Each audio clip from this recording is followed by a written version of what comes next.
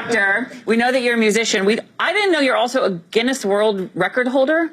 Oh, we actually just had the festival on 8th Street back in my city, Miami, and we had this moment I'll never forget. It was the longest. All the flags we kind of there it is. Oh, look at that. Yeah. So during our performance, they walked around the streets of Miami with this. So it's the longest kind of human flag banner type of thing, and we were a part of it. I was happy to be a part of it. Wow. Yeah. So that was. I don't know that we've had a Guinness World Record holder. Is it the first? On yeah, first time. Let's hear it. Come on, people. Yes. There you go. There you go. Breaking records. That's what we do. Now, you started singing when you were like, what, a little kid? Like 7 years old. Really? I started in the backyard of my house, honestly. And my parents, they always do this huge party on December 16th for their anniversary. And I sang there for the first time. We didn't know anyone in the industry. And so my dad, every time he would hear a neighbor having a party, he'd ask them if I can come over and sing. Oh. So then that's kind of how I started locally in backyards. And then so the right person was in one of those backyards and turned the backyard into a festival. And then festivals became, thankfully we're traveling the world, doing our music, sharing our music. How cool to just start like that as a kid and like find out that you're like a really great singer. I would always like sing as a kid, but we never found out I was a great singer. No, that part didn't happen. But when you just like find out you're great at that and you love it, is that everything? Do you just follow that like it's the North Star? Well, it is. I mean, you got to be passionate about what you do, because if not, you're going to do it at a mediocre level. And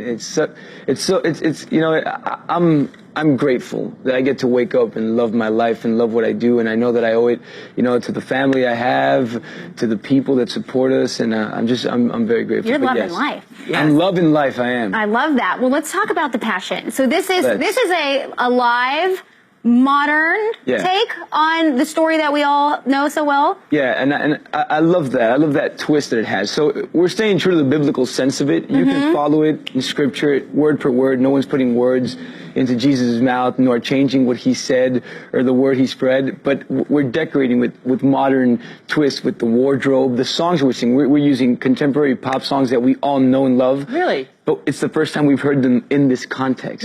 So you'll hear Unconditionally from Katy Perry. You'll hear Home from Philip Phillips. Love Can Move Mountains from Celine Dion. All these songs that we know in different genres, different styles, but they're all readapted to this concept by Adam Andrews, which did an amazing job. There's a 40-piece choir with voices that will it'll drop your jaw. Yeah, and we're looking at some of these images. You filmed this you're filming it live in New Orleans? We did. So we're doing it live from New Orleans.